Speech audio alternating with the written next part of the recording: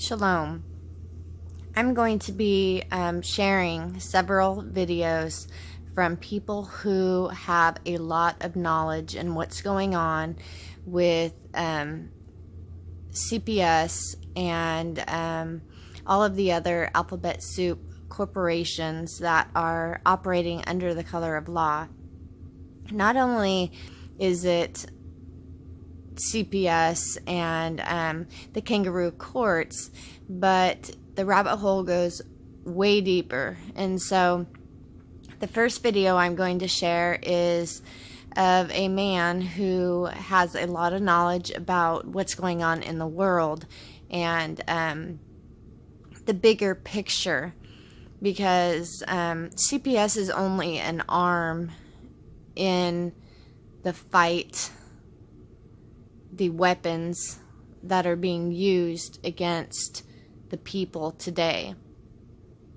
It is a system that is set up to destroy people. And how do you do that best? You attack people's children.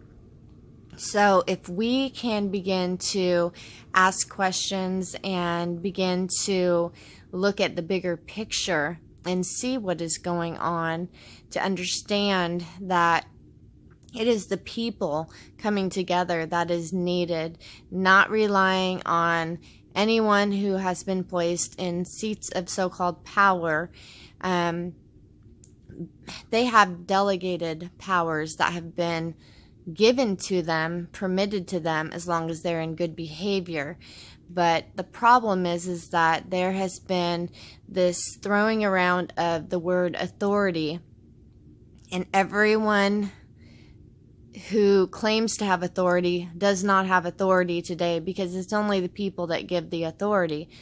And there's an abuse of power that's going on because of this. So you have the health authority, now you have the water authority, you have CPS, who's supposed to have authority to come in and to actually kidnap your children, the kangaroo courts, these men and women sitting in black robes at the bench, practicing law from the bench, completely unlawful, tainting any type of juries if you do get one in these kangaroo criminal courts. What is going on is that they're saying, I have the authority. When you ask, where do you get this authority? They come up with something. For one, let's say it's the Oregon Constitution gives them that authority. The problem with that is that the law of this land of America, and no matter what anyone says, even with all the fraud and everything, the land still is here. We are on the land. They can't take us out to sea. They can't take us into these jurisdictions unknown, these admiralty courts and such, and call them something else. The supreme law of the land still exists. It is a binding contract that cannot be broken. And so when any of these constitutions for any of these states, and the problem is these are corporate states that they're running off of, which is all fraud, okay? Doesn't matter if there's birth certificates and social security cards that have been signed and any of that, putting people into contract with these entities, being used as commodities by capitalizing the names and making fictitious entities and corporate bodies through the living people. And anyways, there's two sides to this, and this video that I'm going to play is going to go into this, how we are being used, and there is a fraud that has happened that has made it to where people are in bondage, and they don't understand it, they don't know it, they don't see it. So knowledge is so important, and whether these people have done this, you have to have full disclosure or information. You have to be educated and know that you're entering into a contract and understand that you're giving away your rights, that you're saying that these children of my living body are not mine and I'm giving them to you. All of these different types of legislature and stuff like that have been signed, these private membership associations, these corporations are working under the color of law day and night to deceive people. So I'm going to start with this video because I think it goes into some important areas about so-called leaders of this nation and also around the world, and not to put our hope and trust and all of that in a single so-called person to save us. It comes down to the people understanding that you are a living man or woman and that you have been given natural rights from the Creator, that there is an order of things, and that your children are your own property.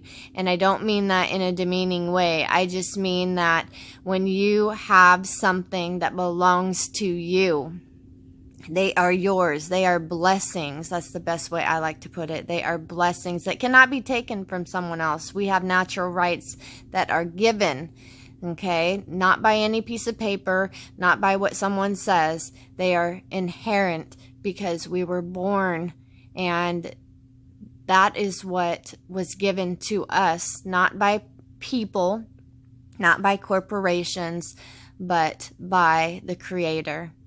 So I thank you for watching these videos. The next ones that I do are going to be specifically focusing on CPS and the kangaroo courts and going deep into how these professional criminals are getting away with kidnapping.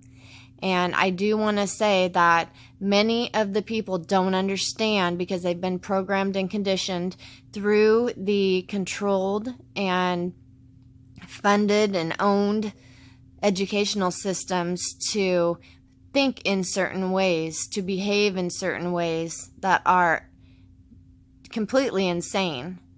So it's time to start waking people up through education and helping people to see that this is not okay and that we need to change the outlook and have a paradigm shifting that takes place to bring back sanity and love and compassion and truly protecting our children from becoming victims, and parents from becoming victims, and families from becoming victims to these barbaric, nefarious acts that are being allowed today because people are not aware and speaking up or being heard. Okay? We all have a part to play in this. And for those who are speaking up and who are waking up to what's going on, thank you for what you're doing. I'm not trying to minimize that. I just mean that it's going to take really a lot of people coming together. One person can make a big impact, so don't think that you can't. It just, because the system is so huge, that it does take people not being divided, but coming together to stand up for one another and for truth, and to make sure that we demand that these criminal acts be stopped, and those people at the top and those people also carrying out these nefarious acts are held accountable. And that's what it comes down to. So we all have to make choices and do what is right.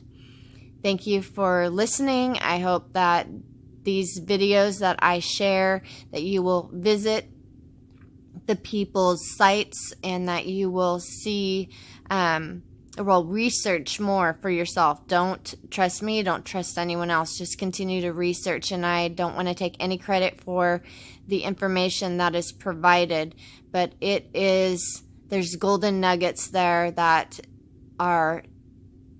it's education that we need to understand and that we need to be able to use so that we come out of this and that we can get our children back and begin to heal. Thank you so much for watching and sharing. Shalom.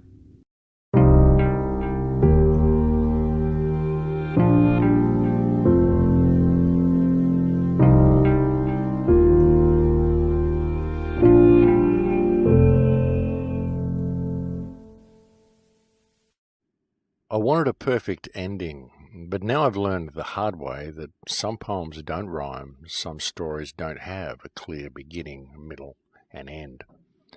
Life is about not knowing, having to change, taking the moment and making the best of it without knowing what's going to happen next. And this week's opening quote comes from Dr. Eben Alexander. Welcome to Surviving the Matrix, ladies and gentlemen. My name is Maxwell Igan. It's a pleasure to be with you once again, and I will be your host for the next hour. Have you ever really sat down and asked yourself what it is we do with this movement that we have on the internet? You know, what this quest that we are on is all about. You know, when I first began this journey and began speaking out online, I've been researching for many years besides then. I've been talking to many people and having many conversations about all this stuff for my entire life. But when I first began speaking out online, it was because I could see so clearly what was coming. I'd been able to see it for many years, and the motivation for me was freedom and resistance to tyranny. There were other motivating factors as well, such as the fact that I could see so many people spreading fear and not too many people addressing the opportunities that the knowledge of this tyranny brings to people.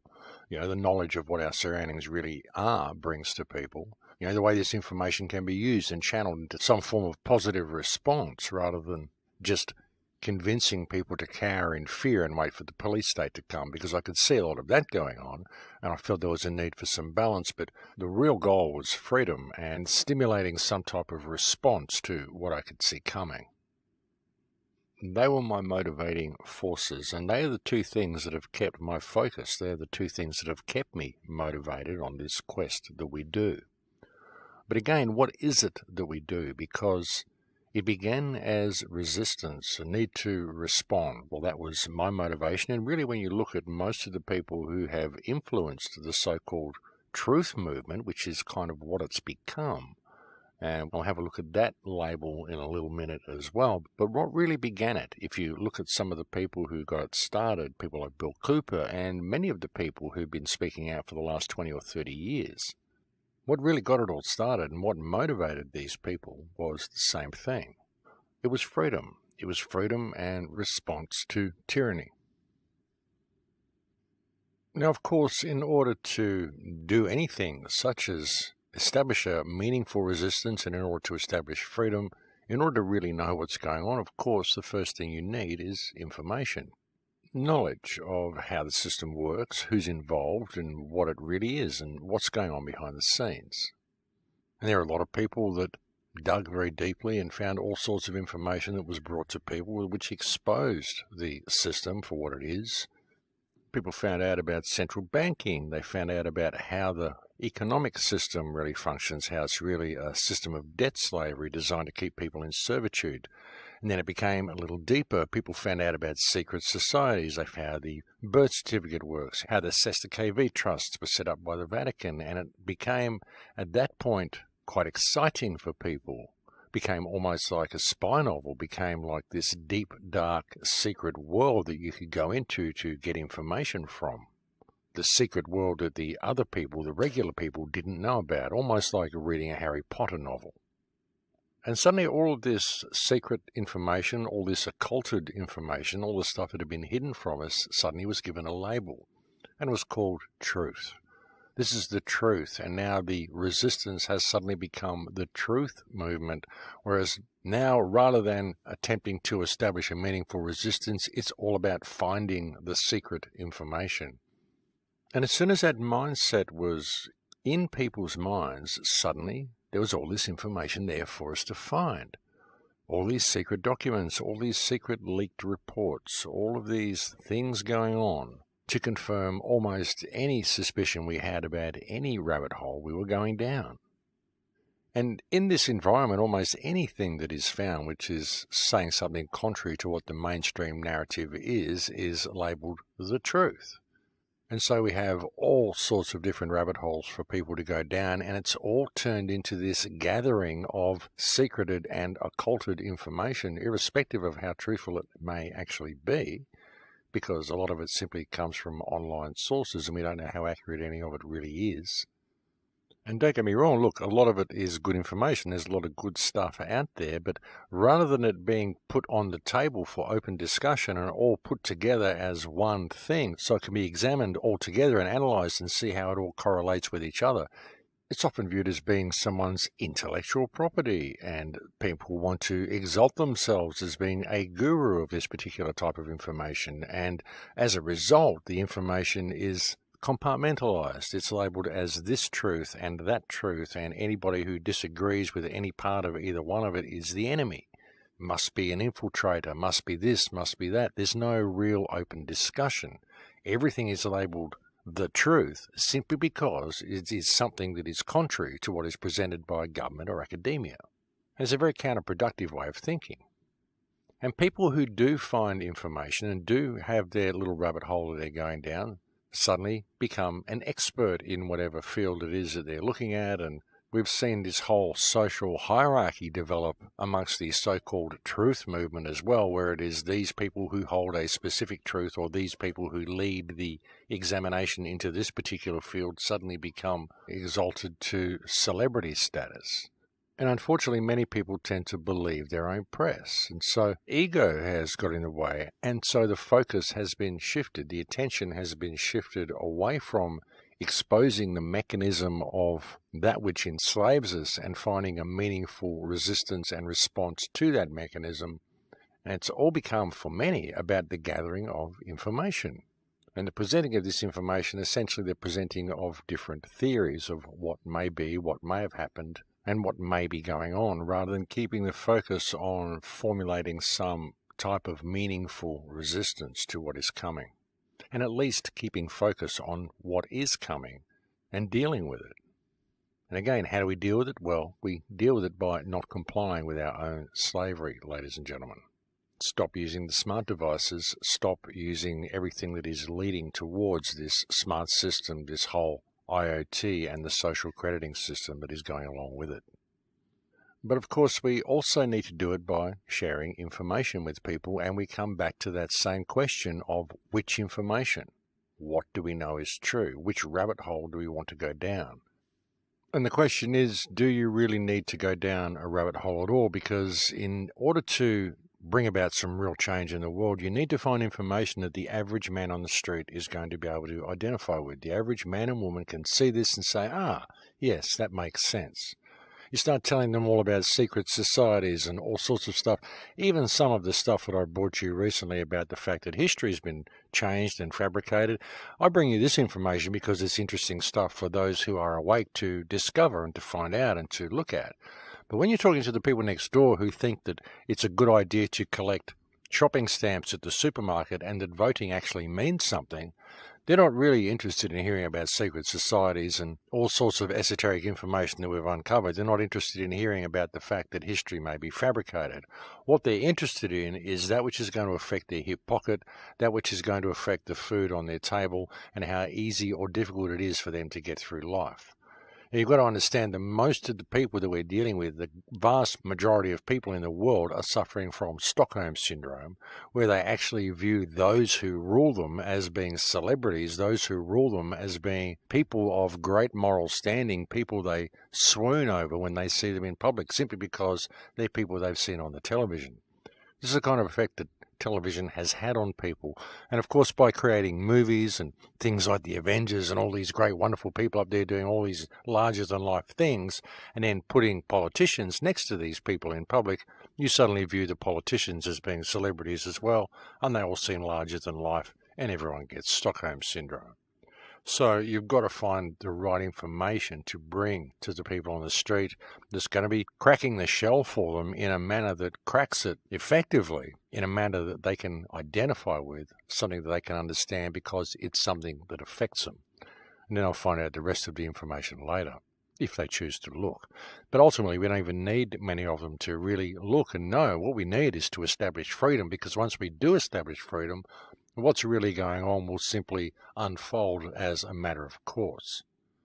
So we need to bring information to people that they can identify with. And one of the most helpful things you can do is wake people up to the fact that they're living in a system of contrived debt slavery. That the cost of living doesn't really need to keep going up the way it does. It's all contrived. And it's actually pretty simple to point this out to people in a way they can understand it. Yeah, it's always a good place to start. And really, folks, what you've got to do is look at the system. Look at what the system is and how it works. This is what I attempted to bring to people on the radio show last week, which was titled A Truth That Most Refuse to See.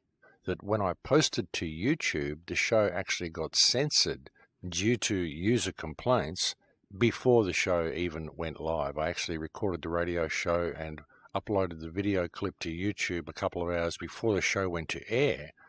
And when I went to make the video clip live, it had already been censored by YouTube due to user reports of the content of the video, apparently. But as I said, this happened before the video was even live and could be viewed by anybody. But what I was mainly talking about in that video was the banking system and how the banking system works, how central banking is the key to the whole thing. Central bankers are who controls all of our governments. Central banking is what creates the system of debt slavery that we live in, simply because of the way the central banks are run, because of the interest attached to the money that is in circulation. Because when a government takes out a loan from a central bank to run a country, they have to pay that loan back at interest, but the interest is never created. The principal is created, but the interest that they need to pay back is never created. The only way they can ever get that money in circulation to gather the interest in order to pay the loan back is to borrow more paper from the central bank. But of course, when they do that, that has interest attached to it as well. So it's this never-ending cycle. And the only possible result of this cycle is that poverty is created artificially. The lower rungs of society get discarded as the cost of living gradually climbs, and eventually all of society gets discarded. The only ones who are left are the ones who print and control the money. That's the way it works, and that is the only possible conclusion to come out of this usurious monetary system. And many people don't see it because they're so distracted and they're so trained and programmed to judge each other according to their economic value, which is why society is in the state that it's in. It's a situation that creates scarcity, it creates wars, it creates competition with people, whereby you have social hierarchy and all of the sort of stuff that goes along with it. It's key to understanding how the system works. This usurious monetary system is literally the glue that holds the whole system together. And that's what I covered on that radio show. So this is important information to bring to people. The fact that people are living in a state of scarcity and servitude, and they're paying taxes in order to pay off interest on the government's loan to a private bank. That's what's going on. And there's no reason for us to be doing this. There's no reason for us to be borrowing money from a private bank in order to run our countries. We don't need to have a monetary system like this at all, because the world's just run by people. How come you've got this one group of people who sit above all governments and dictate what the actions of these governments do by controlling the flow of money that all of these governments have, and that all the currency that all these countries use? And if the governments don't toe the line, then the banks simply don't give them the loan. They devalue their currency, they end up having their country marginalised, and the government will get thrown out. That's how you create revolutions in countries. You simply deprive the population by marginalising the country, and eventually the people get annoyed and they overthrow the government. This is what they're trying to do with Iran by the sanctions that the United States puts on Iran. Depriving food and medicines and all that sort of stuff. It doesn't hurt the government, it hurts the people. And the intention is to make things so hard for the people and to have so many people dying of starvation and all this bad stuff happening that they will rise up and overthrow the government for you. That's what these governments attempt to do when they put sanctions on other countries. They squeeze the population in the hope that their population will squeeze their government for not doing what the United States or whoever is sanctioning them is telling them to do. And if there is some sort of a situation where the people do get sick of it and they rise up against their government, then the media will portray it as a populist revolution and the United States will send forces in there to help the freedom fighters. That's the way it works. And you've really got to look at this, folks, and look at the utter inhumanity of sanctions. And have a look at Donald Trump. And whatever you think about Donald Trump, the fact that he has just reinstated sanctions against Iran demonstrates the true character of the man. Because when you're putting sanctions on a country, what you are essentially doing is killing the population without actually declaring war on them. You know, sanctions will do one thing in Iran. It will kill Iranian children first. That's the first thing it will do. And it will deprive Iranian households, normal people living in Iran, of the basic essentials and medicines that they need: food, water, clothing, things that they need to live a normal life. Nothing at all that hurts the government. What it does is it deprives the population and puts them in a state of scarcity, and essentially it kills children. So Donald Trump, by reinstating sanctions on Iran, has made the conscious choice to kill Iranian children for his own political reasons. That is what he has done. He has decided to enact an operation which the first thing it will do is kill children in order to put pressure on a foreign government. And that is not the act of a normal human mind. It is not the act of a compassionate, caring man. The sanctions they put on Saddam Hussein when they sanctioned Iraq killed 500,000 Iraqi children. And Madeleine Albright said she thought it was worth it, even though the sanctions achieved nothing. And the same will happen with Iran. The sanctions will achieve nothing. It will not achieve any capitulation by Iran towards the United States. All it will do is kill Iranian children. It will do other things, but as I said, that is the first thing it will do, is kill the children. And then when you look at the bigger picture and put this on a world stage, and you look at the rest of Trump's actions, the way he's been flexing his muscles against China, tariffs, all of this sort of stuff, the way he's been isolating America from the rest of the world as much as he can, and of course he's been getting away with all of this under the guise of the Make America Great Again slogan, but when you really look at his actions and take into account that he's been carrying out this process while this whole Chinese One Belt One Road system is coming online, this again serves to isolate the United States from the rest of the world, because in the face of Trump reinstating these sanctions, a vote was cast in the UN just the other day condemning the sanctions, saying they are inhuman and they should be overturned immediately, and actually passing a resolution the United States should do this. Trump will naturally ignore this resolution, which will give a lot of countries the excuse they need to pull further away from the United States, and they'll all be able to do so pretty much with the support of their populations as well, because the populations aren't going to like this. They're going to view the United States as being rather inhuman for wanting to do this, and you can tell, folks, because otherwise it wouldn't be receiving the amount of publicity that it has. All of these things are political maneuvers, ladies and gentlemen, and all of them are designed to provide excuses to other nations and to provide the excuse needed to isolate the United States more and more. And again, if you're going to bring down the United States from within, if you're going to manage the controlled demolition of the United States, it's got to be done in such a way that it seems like a normal course of events that simply wasn't the United States' fault that it happened. Well, that's the way it needs to be presented to the people of the United States anyway.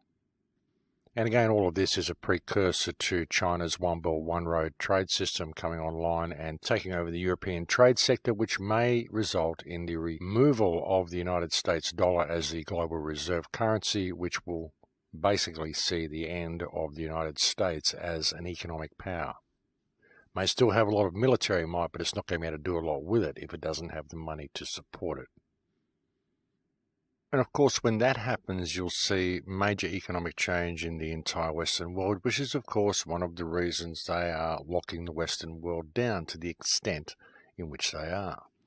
The new laws that have come in Australia, the surveillance laws, the way they can now confiscate your digital personality when you enter into the country, they can basically confiscate your mobile phone and your laptop, and they can go and search it all. And if you refuse to give them the passwords to get into your devices, you can be fined up to $5,000 and suffer 3 months in jail. The same thing is now happening in New Zealand as well.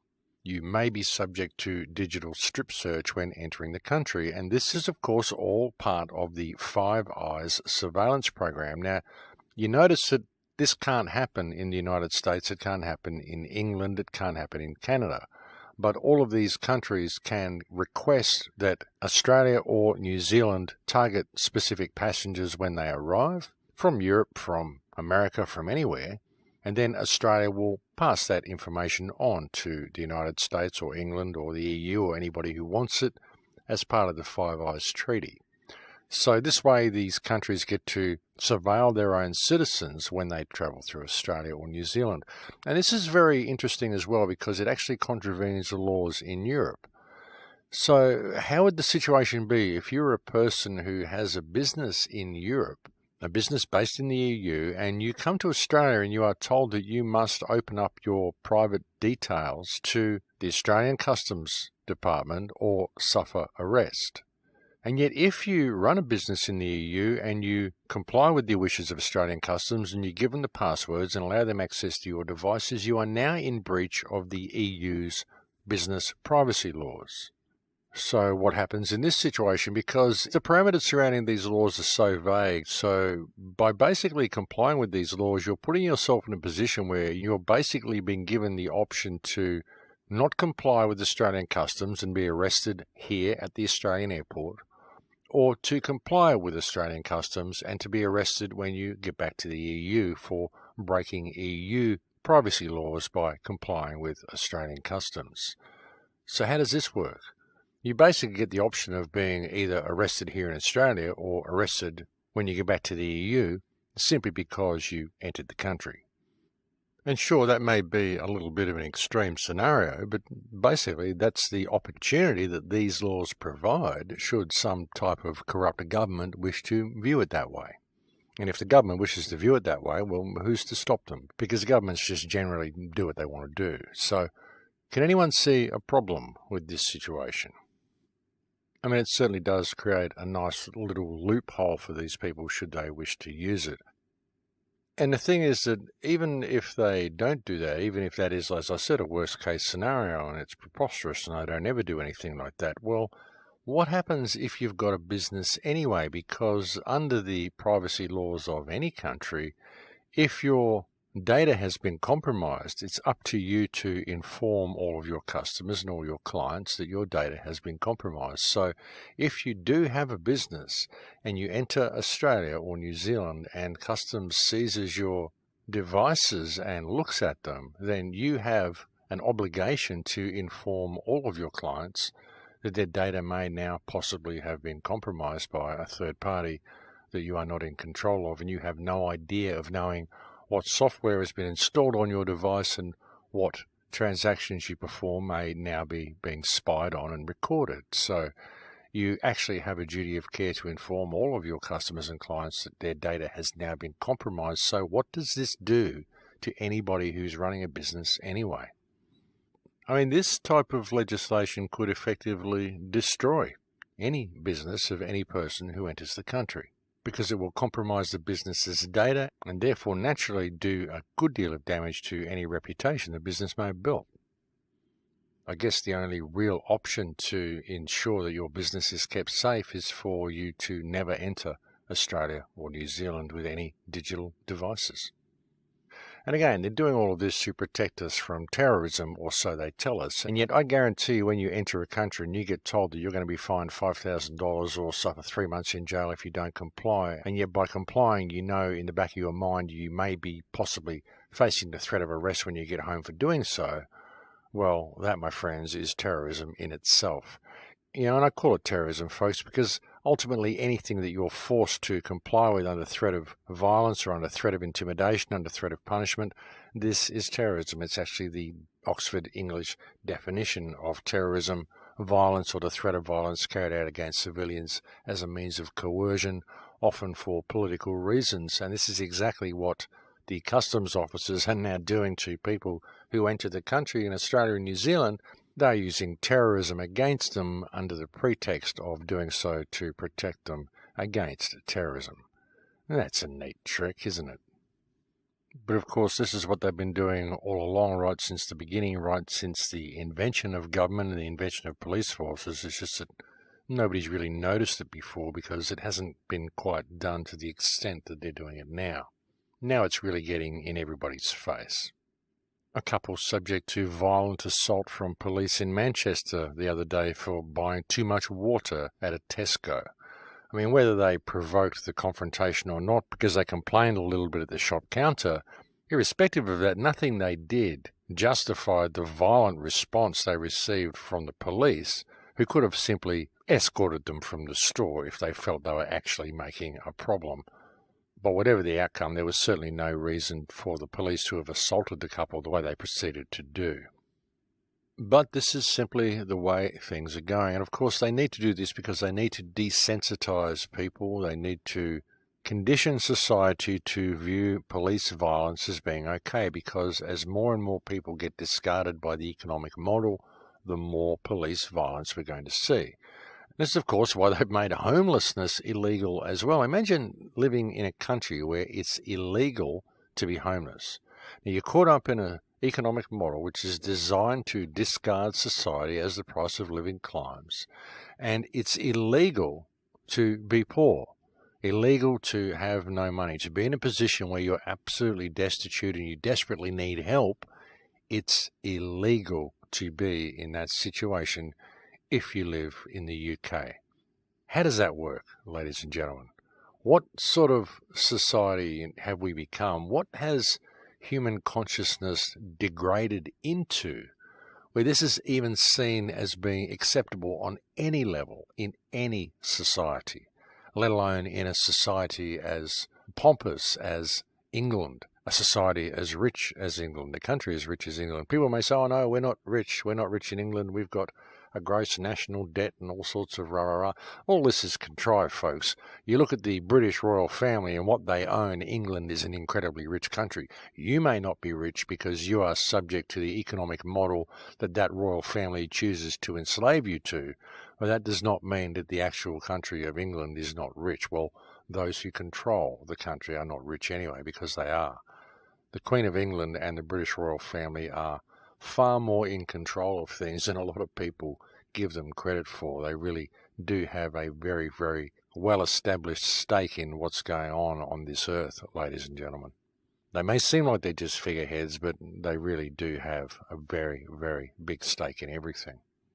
That's why you never really hear much about them. That's why you're always pointing the finger at the Rothschilds and pointing the finger at Soros and pointing the finger at all these people that you think are the ones that are doing things, but really the royals, the royal family, even Queen Beatrice or Queen Beatrice's family. Queen Beatrice is gone now. But the Dutch royal family, the British royal family, all of these royal families across Europe play a very, very major role in what is going on, which again is, of course, why you never hear from them. How many people hear what the Bulgarian royal family is up to? Interesting stuff, folks. But I better leave it there for now because I think we have reached break time, so we'll go and have a break, and I'll be back to speak to you again in a few minutes. Don't go away, and thanks for listening. And welcome back to the show, ladies and gentlemen. So I have been wanting to bring you more information on ancient history and on where my research has been leading, and bring you more information on the Magyar language and some of the stuff that I've brought you recently in regard to ancient history. But again, it's a matter of priorities and a matter of paying attention to what's going on around us. Because as much as I want to be looking at all this stuff, there are certain things that need to be dealt with. And that's what I've been attempting to convey to you on the last few shows. And this is what it's been limiting my work that I've been trying to get done on the films as well. It's just the fact that we are currently in a state of clear and present danger, and that this danger is escalating exponentially. And there is a certain amount of urgency involved in dealing with this situation. There really is. So I guess with everything that I've been presenting to you on the show today, the real goal, I suppose, what I'm trying to say is to always remember to keep a focus on the bigger picture. Though it's good to look down rabbit holes, it's good to research information, Be careful what you choose to believe, and don't lose focus on your surroundings and on the bigger picture and what all the plays are about. You know, as I've said so many times, all the world is a stage and all of these governments work together. And all we've got to do is look at the Five Eyes to see how this works. Look at the Chinese One Belt, One Road system, how this is all coming in place. Look at what Trump's actions are. Look at how all the dominoes are being put in place and how they're going to fall. Because once things get put in place, they fall in a certain way. That's the way it goes. As I said about the monetary system earlier, when you consider the fact that money has interest attached to it, has usury attached to it, and because of this usury, the debt can never ever be paid off. So it is this accumulating debt that just keeps growing and growing. So it discards the lower rungs of society and eventually transfers all wealth into the hands of those who control the money system. And again, folks, you see it's just putting the dominoes in place, the dominoes at this point being the monetary system, and allowing them to fall where they will. You see how this works, and you see it's a natural progression. It can't go any other place. So the question is, why do we comply with this? We know it's a system designed to discard humanity and exalt those who issue the currency. So why do we put up with it? You know, we put up with it because the government says, well, it's the law. You have to do it this way. But we've forgotten what our place in society is and what government's place in society is. We've forgotten that what we're dealing with is just people. You know, this is why I've put so much emphasis on the shows on discovering your own personal power and standing in your own personal power and the power of doing that, what that could actually achieve. You know, if all of society suddenly realized their own self-worth and didn't view politicians as celebrities, if they could shake off this Stockholm syndrome that they're suffering, whereby they love their oppressors, if they could just see these people as just being people the same as them, having no more or less value than anybody else, then we could find a way out of this mess. We really could. We don't have to comply with any of this, folks. That's the only reason the system is in place, is we comply with our own slavery. And that's what's wrong with the whole QAnon thing and all of this stuff that's coming in the future that people think is going to happen, this grand plan to save the world. It's not dealing with the monetary system. It's not dealing with this system of economic slavery. It's not dealing with the fact of who controls the money. It's not dealing with the fact that the whole banking system is run by a supremacist cartel that views most of the human species as animals. And that's just the fact of the matter, folks, because that's what it is. As I said last week, it's a Jewish usurous monetary system we're subject to. And if you look at the Talmud, you look at the Jewish mindset, they view the rest of the world as animals. And they feel perfectly justified in everything that they do to the Goyim.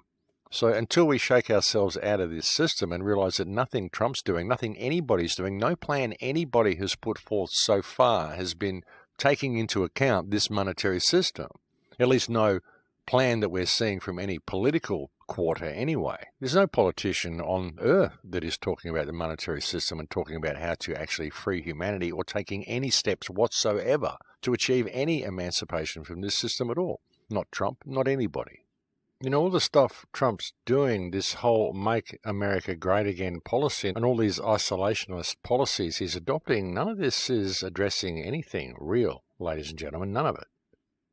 And if you look at the New World Order and what it is, and you look at it in the context of the IoT and the smart grid and social crediting and China's One Belt, One Road system, you can see it's just all part of putting the dominoes in place so that the world can be set up to run in a certain direction. And that's exactly what's happening. All the world is a stage. All the governments work together, and it's all part of the same play. So people really do need to get some focus on this and look at the bigger picture and see what's really going on here. And as I said, pay attention to this 5G control grid, this Internet of Things, and this digital surveillance and social crediting system that is coming online with it. And like I said, folks, if you think it isn't happening in your country, we'll just look at this Five Eyes agreement and the new surveillance laws that are coming into place in Australia and how these laws are also being adopted to be used in other countries via Australia, simply through the Five Eyes Treaty. Look at that, and then as I mentioned last week, pay attention to the fact that if you have an Apple device, then Apple is now giving your device a trust score depending on what you browse for and what you do, and so you can see that this social crediting is coming to the West. It's just starting with the devices rather than people. But of course it is people who control the devices, so applying it to people will be a natural progression. They just realize they need to start with baby steps. But it's good that they are doing it with baby steps, really, in a way, because it does still provide us with an opportunity to get involved. And we can make a difference if we choose to get involved. And people are making a difference, folks. There's actually some people here in Australia that opened up a website called Environment and Community Safe from Radiation. It's an Australian website, and you can find that at ecsfr.com.au. And they have actually taken action against the rollout of 5G in their local community, and they have had success. Using the method that has been outlined by the InPower movement and adapting it to Australia, they've had success, folks, and they're now taking on more action as well and encouraging more communities to get involved. So if you're in an Australian community and you would like to know how to combat 5G and the rollout of this system in your area, I do urge you to go to that website. If you're watching this on YouTube, I'll put a link in the description below, and you'll also find a link to it in the headlines on my website at the moment. I do urge everybody in Australia to get involved in this because it's a very important issue. It's one that affects everybody, and it is one that you can do something about. But if you do not do something about it, no one's going to do it for you. So this is the thing that you can stand up to, folks. And if you're not prepared to stand up for this, well, then I think there's probably little hope for your future and your family anyway, because if you're not prepared to take at least this amount of action, then really what's the point of complaining? And speaking of the InPower movement, I think I will also be having Cal Washington back on the show sometime in the near future to discuss where the InPower movement's going, what success it's been having, and what action people can get involved with on the ground, because I think there has been some pretty successful operations mounted. So I'd like to get Cal back on the show soon and bring that information to you as well. So keep an eye out for that one. But ultimately, with all of these movements and all of these actions and all the information I bring you and all the things that people put in place and suggest that you do and things for you to get involved with, ultimately it all comes down to the people. It all comes down to you, the listeners of the show, the people who are awake, the people who know what's going on. It all comes down to people who are aware of things being empowered in themselves, because that's the only solution to our dilemma. There is no other way out. That's why no one can bring you a game plan for a better system for us all to move into. You know, the whole problem with this situation that we're in, the whole human dilemma, ultimately stems from a loss of self, of the individual. I mean, even this user-based monetary system, which is designed to put people in scarcity and discard humanity in the name of the economic model, I mean, people are aware of it, but why do they put up with it? Why would anyone put up with this system? The only reason is because of people's need to believe that someone else has authority over them and that they need to do what they're told in the face of their own moral compass. And even when you look at the InPower movement, you look at the success that they've been having with this method, and some people who've looked at it and said, oh, it's a little bit too religious for me. Some of the wording is a little bit too religious because it talks about God and the Bible and all sorts of stuff like that. But even in doing that, folks, you've got to understand that is the basis of the legal system that enslaves you. It's all based in canon law. So whether you believe in that stuff or not, if you use it within the context of the law, it's actually very empowering to use it. Because by applying the entirety of the biblical references to the law is invalid in itself. That's why the action that the InPower movement carries out, the way they refer to it, is as divine action, because it is all based in that ecclesiastic system. But just knowing that, and even if you're not a religious person, knowing that even under the system that they use, you are the most divine thing in creation under that system. Under their own legal system, folks, you are a direct creation of the God that created everything. And the legal system and the government and all that stuff comes way, way below any natural living man or woman in the social and legal food chain. Just knowing that is hugely empowering, and standing in that is hugely empowering as well, most especially if the entire community figures it out and the entire community stands in that. And if that happens, if that was ever to happen, then the government would simply cease to exist by default, because the government is only a fiction anyway. You know, it's just a meme, it's just an idea. And this is something that I've been attempting to share with people right since the beginning. Incidentally, it is the genuine anniversary of the show this week. It's actually the 6th of October that this show is going to air, and it was the 3rd of October 2008 that I was first interviewed on the radio. So I've actually passed the 10-year mark now, and I would like to thank everybody for sticking around that long, all the listeners that have been with me since the beginning, because I know there's actually quite a great many of you. It's been an interesting journey, ladies and gentlemen, it really has. Haven't seen the change that I hoped to see so far, but I still think that we have made a difference with this whole movement. I think that it has been a success to some degree. At least there are a great number of people that are awake now and are not feeling quite so disempowered as what they may have been.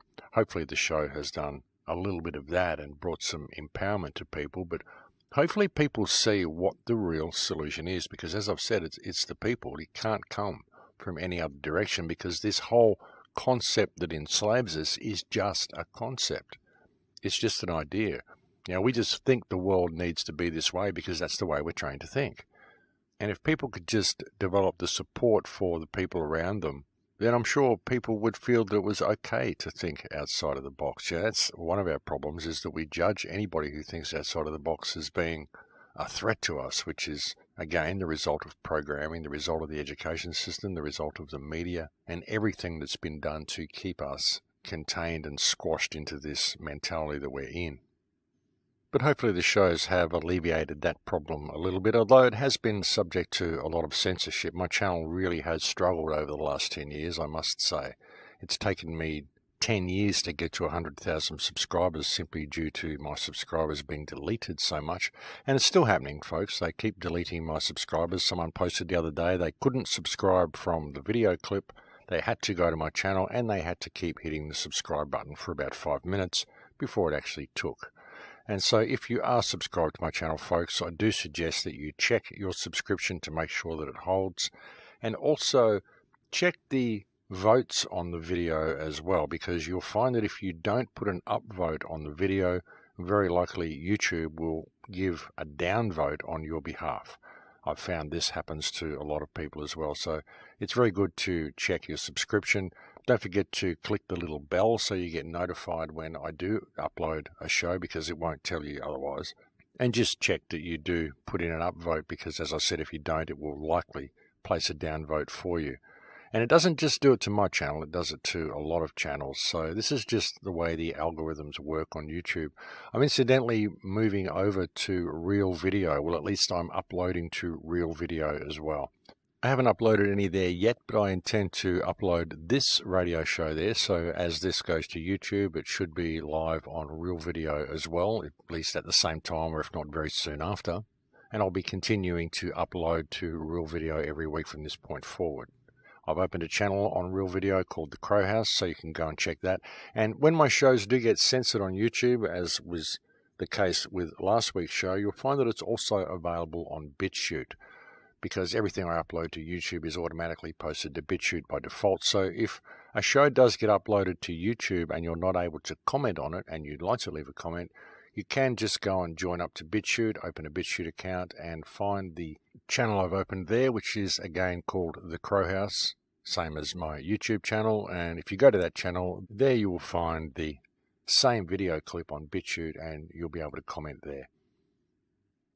But the thing is, folks, just getting back to the topic, the thing is that with all of this information, looking for a way out is half of the problem that people face, is the fact that they're continually looking for a way out. They're not seeing what the real solution is. They're not seeing that the solution is them. You know, it can only come with individual awareness, because the entire problem is a loss of self, a respect for authority that is non-existent, and the fact that people are kept in this constant state of fear, that fear being just fear of their surroundings, fear of the future, fear of not having enough money to put food on the table, fear of not being able to gather what they need, the credits they need in order to pay to be alive. And that's going to get worse and worse with this smart system that's rolling out, because it won't just be a fear of not being able to pay to be alive. It'll be a fear of not thinking the way you should think, and thinking outside the box And that will lead you to a point where you're barred from activities and barred from access to certain services, barred from the basic essentials of life simply because you are choosing to think like an individual. So the more and more the system becomes smart and the more the system becomes digital, the more we lose aspects of ourself. And it is this loss of self which is the whole problem. It's the entirety of the problem. And when you see that this is all a result of this system, the fact that everyone is kept in this fear and they have to run on the treadmill, so they never really have time to think about their surroundings, that's where it all comes from, folks. You can see what this usurious monetary system has done and exactly what it has been designed to do and how effective it is. When you really step back and look at it and you consider the fact that, like I said earlier, homeless people are being discarded, homelessness has been made illegal in some countries. This is absolutely insidious, folks. It shows just how evil this system is and exactly what the system is designed to do, which is to discard humanity. And you think about it, the ones at the top who control the money system, not only do they not pay interest on any money that they borrow, they actually don't even really need to borrow it because they have an unlimited supply of money because they are the ones who create the money and they are the ones who run the system. And when you really look at this and you see how it works, you begin to see how much of a joke governments really are. They're not doing anything to benefit society. They're not controlling anything. They're just a puppet show. All they're controlling is the people via the legislation that they write, and that only happens because people believe that these people have the authority that they present themselves to have. We never really step back and look at it and see how we're being farmed and just how disgraceful and disgusting and anti-life and anti-human this system is. This whole monetary system shouldn't be in place. It has no right to be there. It's the cause of all of the problems and all of our woes, the cause of all the hardship, all the wars. It's what creates scarcity, what creates competition. It's everything that has brought the world to the state that it's in, and it needs to be addressed and discarded. And any politician who supports it is not supporting their country, they're not supporting their people. Any politician who sits there and rants and raves about the economy and how important it is either an idiot and a programmed fool, or he is a slave master who knows exactly what he's doing, who is simply presenting the lie to the people and perpetuating the lie to the people and keeping the people in check and keeping them contained and keeping them controlled by perpetuating the belief that the economic system is real, that it is important, that it actually means something, and that people must tighten their belts and go without, and we must be subject to austerity and hardship and all sorts of stuff in order to balance the books, when the books are just a fiction. It is such a joke, ladies and gentlemen, and it is such a cause of human woe, and it's time we put ourselves away from it and stop supporting this system and start supporting each other. And that's why I keep coming back to that, because, again, that is the only way out of this system. No one's going to come along with a better system and lead you into it, because while we believe money is real and while we believe we need to pay to be alive, nothing is going to change. It doesn't matter what sort of society comes along. It doesn't matter how honest you think your government is. If they're still using this type of monetary system, then they're a bunch of criminals, and that's the end of the list that you've really got to compare them to, folks. If they support this monetary system, they're either an uneducated fool or an out-and-out criminal, and there's really no other option that you have to choose from. There's only those two choices. All these politicians ranting and raving about the national debt. What is the national debt, folks? Who do we owe the national debt to? We owe it to a private bank. Can anyone see something wrong with that? We're slaving away because we have to pay off the national debt, and that's what it is. It's just a debt to the Federal Reserve Bank. It's just a loan that someone took out from a private enterprise. Unless it's America owing all of that money to China, of course, but even that, who contrived that? Any country that owes any money to a bank or any other country, they just mint a coin in the value of that debt and give it to the foreign government or give it to the bank and say, well, there you go, now the debt is paid. We can do that because we're the government. So we owe you $1 billion. Well, here's $1 billion coin. Now the debt is paid. Have a nice day. We're going to go back to a government-issued monetary system that is not based in usury, is not run by private individuals, and we're going to get back to our natural state of abundance by kicking the central banks out of all of our countries. Do that, and you'll see a huge difference to the state of the world very, very quickly. That's about the only hope for this system at all, folks. If you want to keep this system and you want to find a way of improving it, well, the first two steps would be to outlaw central banking and to outlaw lobbying. Because what is lobbying? Lobbying is essentially bribing politicians to do what you want them to do. I mean, you can't go and bribe anybody in society. If I was to come and offer you financial favours to perform certain actions for me, which was going to affect the community and be highly beneficial to me, but affect the rest of the community in an adverse manner, I wouldn't be able to do that. I would get arrested for bribery for doing that. Yet if you're a politician, I can do that, and I simply call it lobbying, and it's all very good and all very kosher, and I'm seen as a wonderfully responsible person who is supporting my company and offering generous campaign contributions to the honest political party that I'm supporting because they're just such good guys. Isn't that fantastic how they can do that with bribery when they apply it to the political world?